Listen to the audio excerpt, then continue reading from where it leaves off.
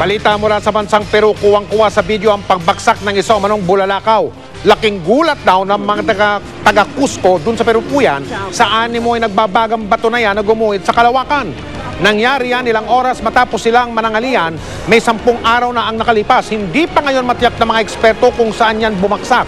Karaniwang nagkakaroon ng pagbagsak ng bulalakaw kapag may bato mula sa tinatawag na outer space na tumama sa atmosphere ng ating mundo.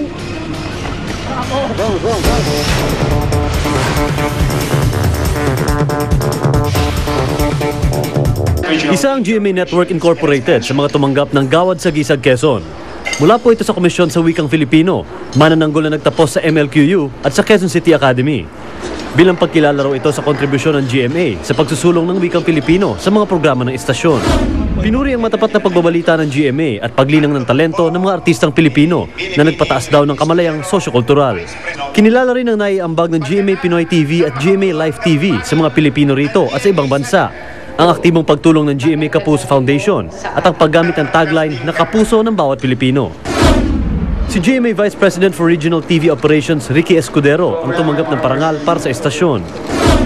Napakalaking karangalan ang mahirang na isang bayani sa pagsulong ng isang wikang panglahat. Nagpapasalamat kami at inaalay namin ang gawad na ito sa aming mga kapusong manonood. Magsasama-sama ang mga leader ng 3 malalaking TV networks sa 22nd Philippine Advertising Congress. Sa temang Change the Game, gaganapin ang Ad Congress sa CWC Water Sports Complex sa Camarines Sur mula Nobyembre 16 hanggang 19. Si GMA CEO and Chairman Attorney Felipe L. Gozon ang isa sa magiging speaker dito. Layo ng Ad Congress na isulong ang paglago ng industriya ng advertising sa bansa. We're excited, we're honored, but more than that, we're really ready in hosting such a big event to prove to the whole country that Camps really is the place not just for sports, but for conventions.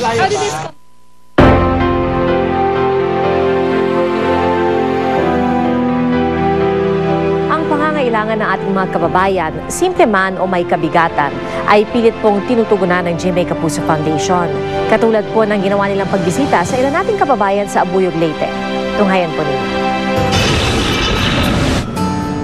Isang payapang bayan ng Abuyog sa lalawigan ng Leyte at sa gitna ng kapayakan at katahimikan ay may mga kababayan tayong nangangailangan ng tulong.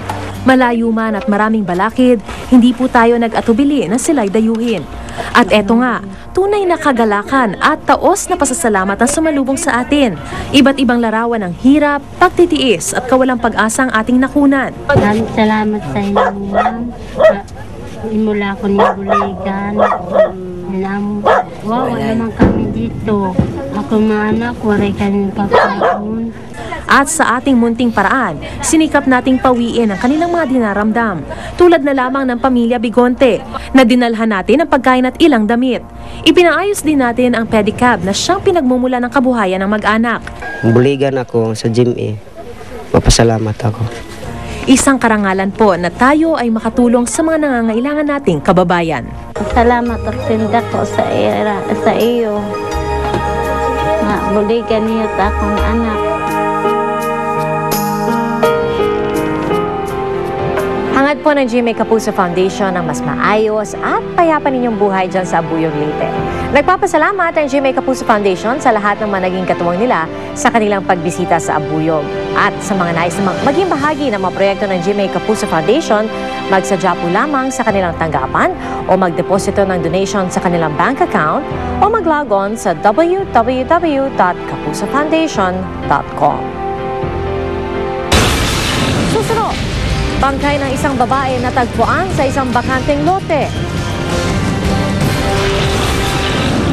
Philippine Volcanoes bumiyahe na pa China para sa Shanghai Sevens Tournament. At Kapuso Network itinanghal na Outstanding TV Station. Iba pang programa at personalidad na Kapuso, wagi rin sa VACC Awards at pati sa Scolarum Awards. Walang pati na pagtutok dito sa 24